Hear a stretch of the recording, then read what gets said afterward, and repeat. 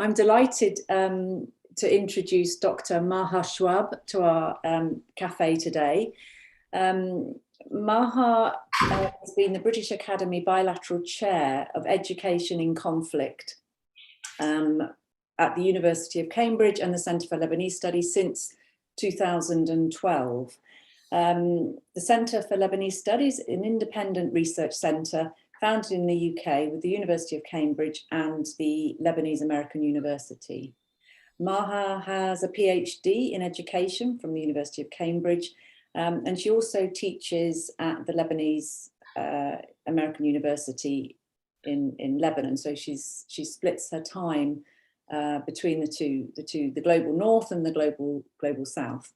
Her research focuses on the sociology of and politics of education, and particularly issues of equity and inequality in education and the implications of the politicization of education for marginalized groups.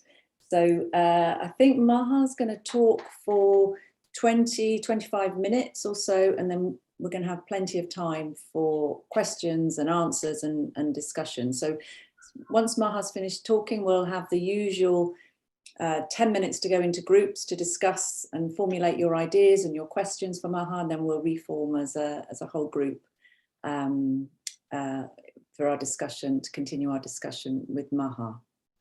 Maha, I'm going to hand the floor to you. Thank you. Thank you very much, Linda and Joe, for inviting me today. It's really a pleasure. I just want to mention something. So I'm the director of the center since 2012, but I'm just about to start the British Academy Chair. So just so, which is focused on education in conflict. I'm going to start sharing my screen. I hope can you see it? Yeah. Yes. That's perfect. Okay. All right, so I've been working on education in general, and particularly in Lebanon, since my PhD. And in 2009, I started looking at, so my interest was always issues around equity and inequality in education. And my research started on refugees in 2009, when I looked at the schooling experience of and outcomes of Palestinian children in Lebanon, who's been living in Lebanon since the foundation of Israel and when they were expelled from Palestine. So I was looking at how the educational system in Lebanon marginalizes Palestinians. And then there was a Syrian crisis that started in 2011, and there was an influx of 1.5 million Syrian refugees to Lebanon. And since then, I've been following and trying to understand, how will Lebanon respond to the crisis? Will we experience the same kind of marginalization that Palestinian children in Lebanon experience? So today I'll be reflecting, it's been almost 11 years since the Syrian crisis, but the field of education of refugees have really emerged a lot and became more prominent in the past 20 years. So I'll be reflecting on some of these developments and how the discourse has changed and some of the issues and observations on this. Okay, so what we notice when we look at education of refugee children is it emerged a lot, particularly in the last 20 years, as part of an increasing effort to include education in humanitarian responses. So the idea was that it's not enough to save people's lives, we need to also pay attention to education. So so most of the discourse and the writings emerges with UNICEF, not UNICEF, UNHCR first, UNESCO and UNICEF. And we see more and more policy documents being developed. And also we notice increasing body of research. If you type in your search engine at the university, education of refugee prior to 2000, and you look at the last 30 years before that, you will see a much smaller number compared to what we see now in the last 20 years. And that has been certainly interesting. What we see before that, there was more research on refugees, but also on migrants and forced migrants, children, and a lot in the global north, actually, more than in the global south at that time. Also, what we notice is the flourishing new paradigm called education in emergency, which is now a very, probably you hear the word quite often. And we also have networks and research groups, and one of the largest network, INEE, which has more than, I think, 30,000 members, And all of this has really, suddenly we feel emergence of a field called education and emergency. Okay, so some of the main points I will be tackling today is how this emergence of this field, education and emergency, has been part of an increasing shift on, and actually it's not new. Since the 80s, we see an increasing reification and objectification of refugees. There was a lot of discussion about the refugee experience and refugees having a unique character and qualities that distinguish them from many other places. In the beginning of the Syrian crisis, we saw calls by government saying, oh, we need to segregate refugee children because they're too traumatized to be integrated with our, children. And at the same time, we see education and humanitarianism and education becoming part of a humanitarian response without reconciling the oxymoron nature of these two concepts. Humanitarianism is about saving lives. It's about the short term, the immediate, while education is by nature, it's future oriented. It's at least 15 years of investment. So how do we reconcile two different notions of and concepts coming together? I call it a humanitarian education, although we don't usually see it. More and more we see education and emergency. The vision of education in a refugee context is also something that I want to tap into this conversation. And finally, I think the essence of many of the points I'm going to highlight today is the politics and power in refugee education, something that is very silenced and hardly ever appealing.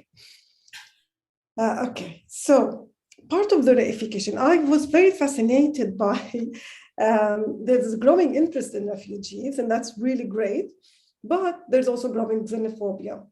And I think we need to understand these two concepts coming together, because while many people are happy to see initiatives like a refugee Olympic team, I personally think this is a really shameful moment of our human history, that suddenly we have to have a refugee Olympic team because we can't. The world is closing down. We're interested in refugees, but we're shutting our doors. More and more we want to see it's being treated as a refugee brand. This is a picture from an article by Doha Hassan, and she coins the term refugee brand. We start to hear stories. You probably see them very often in the newspaper. A refugee saving the day of a bride sewing her dress, or cooking falafel, or doing, a cheese, etc. Again, it's like this is something exceptional. And this is, I think, as much as some people might think it's humane, I think this is part of the problem, is more and more we're emphasizing this divide. And this in education, one of the first things I was thinking when I started to see the research flourishing more and more, is like, is the education of refugee different from the education of any other child, with any different background? If I have moved now from Lebanon to England, is my son's experience different from a refugee experience? Obviously, the socioeconomic background matters, but is it different from a child with special needs, or etc., or from a non-native English speaker? But I feel more and more this branding of refugeeness is something that we need to think about in the field of education, because on the micro level, as I will be sharing later, in a classroom, there are limited differences, and it's the socioeconomic differences that matter more. Okay, so the reification of refugees. So, okay, I'm just gonna do this. And this we see the emergence of things like education and emergency and humanitarian education a lot, and we don't problematize these concepts. One of the things about education emergencies, one, it's used in conflict, and the same as it is used in a climate crisis, like a flood or an earthquake. And this shows us how apolitical we see education as a process. So providing education in a context of conflict is different from in a context of an earthquake. Also, the fact most refugees, it's expected around, refugees spend 20 to 27 years in destitute before they ever come back home. So is it really an emergency, or is it something that is by nature long-term? So should we be talking about an emergency in this case? And this is what I think we begin to see now in the literature coming out, more and more emphasis on protracted conflict and how we can design education or any responses for the long-term conflict. But if we look at the literature from education emergency, including INEE, we find very limited discussion around this. So most of the publications of INEE are about emergency. They're also mostly about refugees in the global south. What I find very remarkable when you read UNHCR and strategy 2030, you don't find any references, or even the literature, the publications that they publish, you don't find any references on research that's happening in the global north. You don't find research on issues around equity and inequality. It's missing. So as if refugees are operating in a bubble. Their issues are not relevant to the issues of disadvantaged children in other countries. Because I think many of the issues we're talking about, issues of language, issues of inclusion and segregation and integration, are issues that all children in many contexts experience. So this is why we see a growing divide between research happening in the global south on refugees, predominantly happening by scholars in the global north. And that's expected in terms of resources. But also you don't find citation between researchers in the global south and north. So as if refugees in the north are different to those in the south. And even INEE does not talk, if you read the literature, as if there are no refugees in the global north. They are only in the south. And this is where I feel like this reification have contributed to this widening divide between South and North in terms of scholarship, in terms of response and thinking, and etc. And there's very limited discussion around the system. It's the refugees' fault, as if, it's like how we are going to respond to these people with these problems. It's not that the system does not integrate children with, different experience, etc. So a very limited discussion, like in the case of Lebanon, we hardly ever discuss issues around language. For instance, in Lebanon, children in Lebanon have to learn math and science in English or French. Now, this is okay if you're middle class, but if you're if you come from a disadvantaged background, or your parents don't use English and French in the house, most of these children end up doing much worse in education. Now, when the Syrian refugees came, they also don't speak English or French, but then suddenly it's their problem, that they are not equipped for our system. It's not that our system was disadvantaging already a group of the non-middle class people. So this is why the structure is missing. The inherited inequalities are, silenced. And it's, again, the refugee who's the problem that we need to fix the system. We need to fix him or create something parallel for him.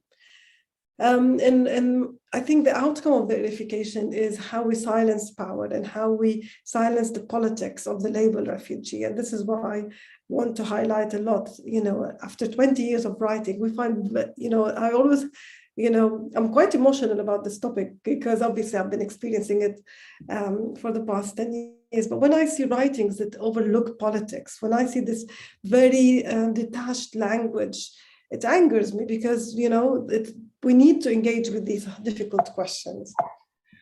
Okay, I'm going to move to the next slide. All right. Another issue that which I find very striking, is although we talk a lot about education and emergency, we never reconcile the oxymoron agendas of humanitarianism and education. As I mentioned, humanitarianism is short-term, education is long-term. Humanitarianism is about saving lives, biological, rather than a biographical life, which is education is concerned with. Humanitarianism is by nature apolitical. They have to be neutral. Humanitarian actors, they claim to be neutral. Education is always never political. Like when you're designing the educational system in England, it's a very political exercise. It's unsurprisingly when you have a conservative government versus a Labour government, the first thing that is addressed is education. So it's a very political exercise. But suddenly, politics is never, doesn't feature in the discussion of humanitarianism.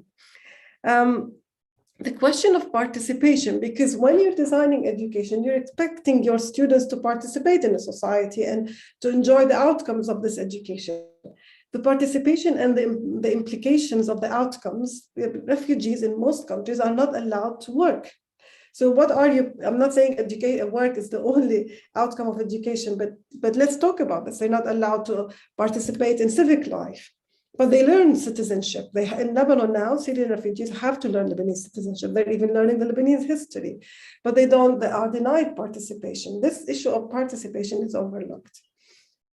And this brings us to the apolitical vision of education. So when we look at the documents from UNHCR, the early documents from 2000 to the current ones, the vision of education is it's an important tool for protection and stability. It's so interesting how much the word protection comes in the early literature. And then it changes over time. We see that this is the UNHCR Vision 2030. So it's about the quality education. And we notice also a shift in terms of a push to integrate refugees in national systems of the host country, while overlooking politics of that. Because these refugees are not considered, the host country is not going to accept them. In Lebanon, they will never have a route for naturalization. And even in Germany, many of them will not be naturalized. So shall we talk about this, or we're not going to talk about this? So far, we're not talking about this. If we look at INEE, again, it's individual, family, community, society. Politics of that is absent. We don't talk about the state. We don't talk about to what extent they are included or excluded in the system. And this further emphasized in the Global Compact, which UNHCR endorses and never problematizes. But also what is very interesting is, and this is why politics is very important. I don't think it's coincidence that humanitarian education has flourished. Humanitarian education flourished a lot in the global south, partly because of the xenophobia in the global north. We don't want refugees to come to the global north. So whatever it takes, as one UNICEF employee told me, one of the EU donors came and said, whatever it takes, how much it will cost, just to keep them here, keep them in Lebanon. And this is why we suddenly see this huge interest in how we reduce the burden on the host countries, and so that they can stay, the refugees can stay. And then we see a shift of discussion. The problem is about refugee self-reliance. And then obviously repatriation. But again, I don't know if you see the point I'm trying to get to. The bigger issues, the bigger causes and drivers of this agenda is not discussed, is not mentioned. It's left to the host countries to deal with, and refugees are the weakest link. If we look at Lebanon, the compromises were always between the donors from the global north and the Lebanese government. And the compromises were all made at the expense of the refugees. Okay. So this is here a very important point about the positionality of refugee. With this growing discussion on the importance of including refugees in the host state, there is no discussion of politics. There's no discussion of their positionality. If you look again, most of my examples are from Lebanon, but when the COVID crisis happened, refugees in Lebanon hardly had any access to education. They were the first group to be kind of like left off the hook. And no one was, they were not mobilizing because obviously they can't mobilize. And UNHCR was not mobilizing, UNICEF was not mobilizing, nobody will mobilize. But also what I think is very interesting is this growing, although we're pushing them into the host state, we're not talking about the rights in other senses. What about, education right is important, but they also have other rights that we cannot talk about education without talking about the right to work, the right to move, the basic rights of that any human being has to have. We don't talk about this in humanitarian education. We approach this, and education for us is access to school. That's what it matters. This is like how many numbers, Just so you know, in Lebanon, after 10 years of education for Syrian refugees, we have 50% who are out of school. 1% of the 50% who are in school are in grade 9. The rest have dropped out. So what are we having? Is it education for literacy or not? I personally think the whole project is about literacy and, for us to feel less guilty about abandoning children. The concept of membership is overlooked. The concept of outcomes, what are the educational outcomes we want is never discussed. This is what I found also, beyond numbers. If you look at INEE 20-year report reflecting on 20 years of INEE, most of the discussion is about access, the numbers. And this is where I feel there is a naive antagonistic vision of education. And thus education is taken as unmitigated good. If they are in schools, for sure it's going to be better. And it's a functional and minimal concept of justice. But just let's give them some access to education. And this reduces, this is why we see a discourse. This is the adult in the picture is our Minister of Education, Ilyas Boussaab, next to someone I'm sure you recognize. And this was during Cameron's visit to Lebanon. And the xenophobia I'm talking about is best evident in this picture, which I will elaborate on. But what our minister said, any school is better than the street. And this is a very dangerous discourse. Because many of these children, maybe it's better, maybe not, but some of the discrimination that these children experience is very stark. But during this visit, Abu Saab tells Cameron, with every X number of refugees you get to England, X number of them are ISIS. And so you see how the Lebanese government is playing on this xenophobia of in the global north. Give us money, we keep them here, we look after them. Don't ask us about accountability. Don't ask us about the outcomes we will achieve with this. What matters is we're preventing them from going to the global north. So this is why I think the question of power in politics is often silenced. Why don't we have people writing about this xenophobia and that is driving a humanitarian response? Why we're not talking about the politics of how this humanitarian response is designed? Why are donors investing in this and not something else? Why they're focusing on access rather than outcomes? Another thing we don't talk about is knowledge production in this field, because I think it's our responsibilities as academics and scholars is to expose some of this. And we need to look at who's producing knowledge, what kind of knowledge.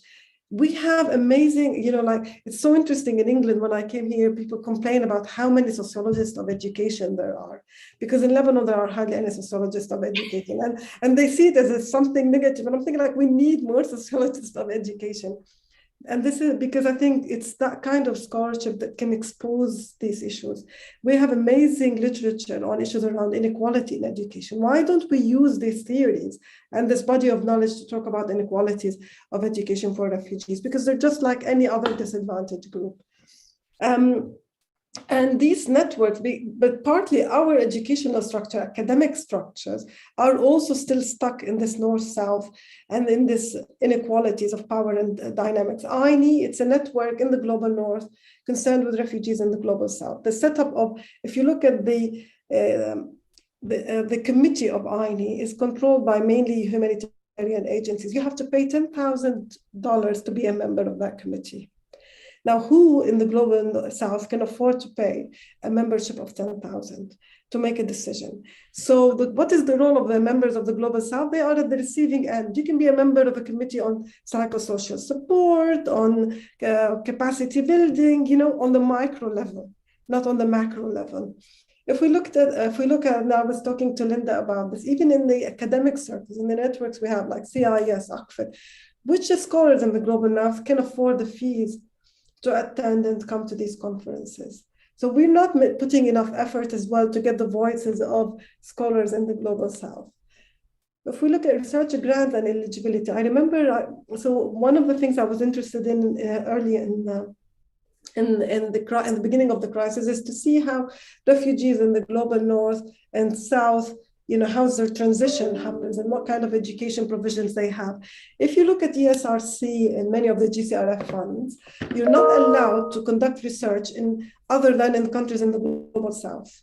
So you can't include a case study in the global north, as if the north and the south are uncomparable. And the funding is only for us to research the global south. Also, if you work in an institute in the Global South, you can't be the PI of these projects. You always have to find a PI in the Global North who would be kind enough, and hopefully you will have a good relationship with, to apply for these funding. Now, British Academy, for instance, is shifting. They're now allowing co-PIs to exist on one project from both North and South. The research ethics and the ethics of collaboration, there has been a lot of research on refugees in the past 12 years, but there's been very limited discussion on the power dynamics between research collaborations between institutes of the Global North and South. When I was working in Lebanon, the number of visits I get from scholars in the Global North, fishing for ideas, or what I call hit and run fieldwork visits. Like I'm imagining myself coming to England. I don't speak the language. I visit for 2 weeks, and suddenly I have this body of knowledge that I can theorize. And also, if you look at the theories and the kind of literature coming out, you see scholars in the Global North, they're producing the theory. They're affecting and shaping the knowledge, while we are the case studies. We are the, as I called in one article published recently in Humanitarian, in the new Humanitarian, we are the anecdote. But with our knowledge, like when I'm asked from people to write something, like, oh, can you write the case study on this? And that's your role, you just fit in that box. But I think one of the very, very long-lasting effect is also the kind of relationships this has resulted in the Global South. If you look at NGOs, the role of the people, the kind of knowledge and the capacities and the skills, these unequal power dynamics have de-skilled researchers, de-skilled scholars in the Global South, limited their ability to develop and learn and acquire new skills. And this is very, very damaging. For instance, I would expect from networks like INEE to push for greater agency. We need associations that are driven from the group who are most concerned with. But I think with what happened in the past 20 years, we emphasize this hegemony and we maintained it. And now there's a lot of discussion on decoloniality. But when we look at the discourse on decoloniality, so for instance, if you look at INEE, what you notice, most of their discussion is about participation in language. So let's produce these resources in many languages. Let's have translators and interpreters. That's wonderful. But let's change the structure as well of the network. Let's remove some of the financial barriers. Let's shift the discussions from capacity building and operations to thinking about the whole basis of this field, education and emergency. Let's think about what opportunities we want to give refugees at the end of it. No, the discussion is all about, we need to build the capacity of teachers in the Global South, rather than it's about their position. And it's about their identities as agents of change. Most of the discussion is on service delivery, rather than addressing structures of inequality and emancipation. And there's obviously no discussion of geography and power. So these are some of the issues that I feel, this is what we see when these power dynamics are unaddressed. We find a network on us rather than, it's concerned with the Global South, but it's not really concerned to study the Global South, not to really an equal partner. And, it's still saving, we're still here to save people in the Global South. They're not equal partners. So to conclude, and I'm sorry I spoke for too long, I think what we really, really badly need is to rethink the theories, stop talking about the micro level. The micro level is very important, but that's not where all the research needs to go, and that's not where all of our efforts need to focus on. We need to rethink our starting questions, the foundation of this whole field. First of all, should there be a field called education of refugees or not? We need to think the model of knowledge production, and we need to start drawing on the Global South experiences at maximum, at best, we see INEE, for instance, talking about drawing on Global South experiences rather than co-production. And we need to interrogate the power held within the different actors. We can't just treat the humanitarian agencies as this very goodwill, and the donors as having goodwill, and the host countries as having goodwill, because often there are other things and other agendas. And finally, we need to think about the culture we are creating here, the culture of research, the culture of thinking, and of responding to this crisis or to this issue. Thank you very much.